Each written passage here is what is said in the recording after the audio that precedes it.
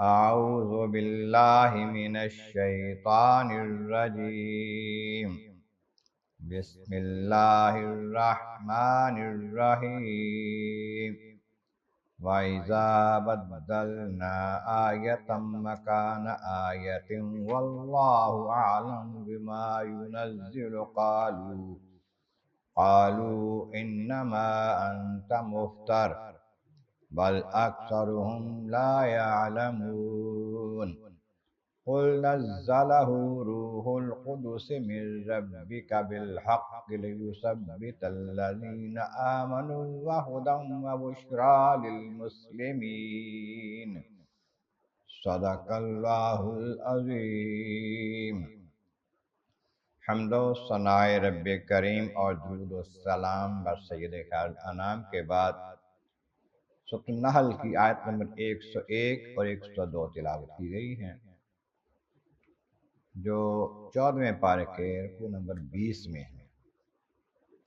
اس سے پہلی آیتوں میں فرمایا گیا جو کوئی اچھا کام کرے، نیکی کا کام کرے، مرد ہو یا عورت، اور ہو وہ ایمان والا، تو ہم اسے ستھری زندگی عطا کر دیتے ہیں اور اسے اجر دیتے ہیں، اس کا بہترین بدلہ دیتے ہیں اس کے اچھے عمل کا۔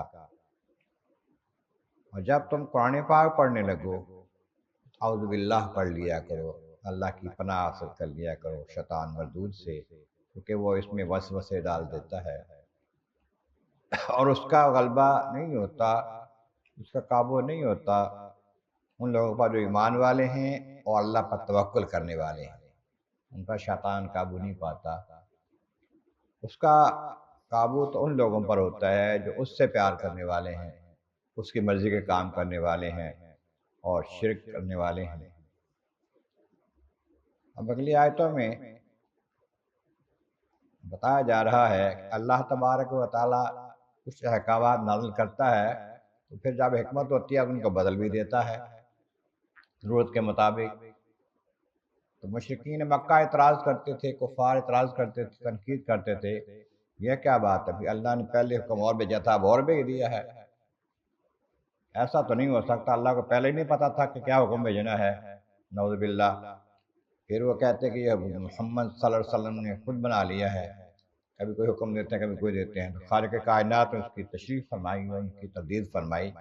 اذا بدلنا آیۃ مکان آیہ، وہاں جب ہم ایک آیت کی جگہ دوسری آیت بدل دیتے ہیں، ایک حکم کی جگہ اور حکم بدل دیتے ہیں، تو ہماری حکمتیں اس میں بے شمار ہوتی ہیں۔ اس لیے واللہ عالم بما ینزل، اللہ تعالیٰ خوب جانتا ہے کہ کب کیا نازل کرنا ہے، کیا حکم دینا ہے، کب دینا ہے، کس طرح دینا ہے، بہت جانتا ہے۔ قالوا انما انت مفتر، تو بعد وقت کہتے ہیں کہ جی آپ نے تو خود ہی گھڑ لی یہ باتیں، آپ بنا کے اللہ کا نام لگا تو اللہ نے یہ بھیجی ہے۔ نہیں، بل اکثر لا یعلمون، حقیقت یہ ہے کہ اکثر ان کے جانتے ہی نہیں ہے حقیقت کیا ہے، اس کے فائدہ کیا ہے، مصلحت کیا ہے، اس میں آیتیں احکامات تبدیل کرنے میں کیا مصلحت ہے۔ یہ آیتیں تبدیل کرنے ان کو نسخ منسوخ کہتے ہیں، ناسخ ہوتی ہے کہ منسوخ ہوتی ہے، نسخ اس عمل کو کہتے ہیں کہ ایک آیت کا حکم یا آیت ہی مٹا دی جائے دوسری آیت آ جائے، اس کو پہلی ساری کتابیں منسوخ ہو گئی ہیں، قرآن ان کا ناسخ ہے۔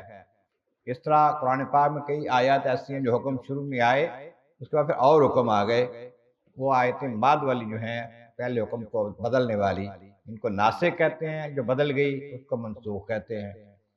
تو کوئی ایسا بھی ہے کہ کچھ کلمات کچھ آیتیں آئیں پھر اس کو بھلا دیا گیا اور آیتیں آ گئی، کچھ احکامات بدلے کچھ آیتیں ہی بدل دی گئیں۔ اس طرح خالق کائنات ہوتا کہ اللہ خوب جانتا ہے کب کیا نازل کرنا ہے، کیا اس میں حکمتیں ہیں، اور آپ فرما دیجئے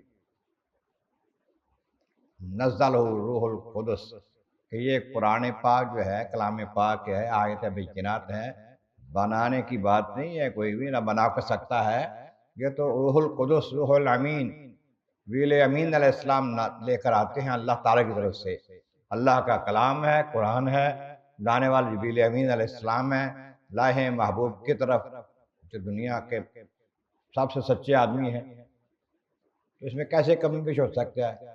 مر رب کا، آپ کے رب کی طرف سے لے کر آئے ہیں، بالحق، اور یہ ٹھیک ٹھیک لے کر آئے ہیں، کوئی کمی بیشی اس میں کی نہیں، کوئی گنجائش نہیں ہے اس میں۔ اللہ تبارک و تعالیٰ نے خاص کرم فرمایا ہے اللہ نے اپنے محبوب پر، محبوب کی امت پر، احکامات آہستہ آہستہ بتدریج دیے ہیں۔ کبھی کوئی حکم سخت بھیجا ہے، اس کی اس وقت مصلحت تھی کہ سخت آئے، پھر نرمی فرما دی۔ کبھی ایک حکم بھیجا نرم، پھر بعد میں سخت فرما دیا کہ اس کو آہستہ آہستہ سختی کی جائے، آسانی ہو ان کے لیے۔ اس طرح حکمتیں بے شمار اس کی ہوتی تھی اس میں۔ وہاں کا آپ کہہ دیجئے کہ یہ تو روح القدس نے، روح الامین نے، جبریل امین علیہ السلام نے اپنے رب کی طرف سے لا کے دیا ہے، اور بالحق کا ہے، ٹھیک ٹھیک حق کے ساتھ دیا ہے۔ اس لیے یثبت الذین آمنوا، تاکہ ایمان والوں کو ثابت قدم کرے، ایمان والوں کا ایمان اور مضبوط کرے اس کے ساتھ۔ فہدی و بشریٰ للمسلمین، اور ہدایت اور بشارت ہے، خوشخبری ہے مسلمانوں کے لیے، ایمان والوں کے لیے اس میں خوشخبری ہے، بشارت ہے۔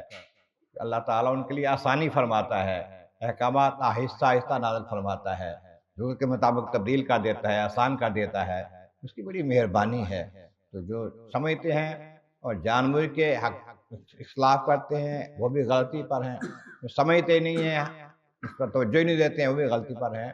جو قرآن پاک کی نازل ان میں آیتیں ہیں، پہلی بھی حق ہیں، بعد والی بھی حق ہیں، تو پورا قرآن پاک حق ہے، نہ کسی نے بنایا ہے نہ بنا سکتا ہے۔ اللہ تبارک و تعالیٰ بارغ عالم اعظم مولا کریم، محبوب کریم کا صدقہ قرآن کریم کا فہم اور اعمال صالح نصیب فرما۔ وآخر دعوانا ان الحمد للہ رب العالمین۔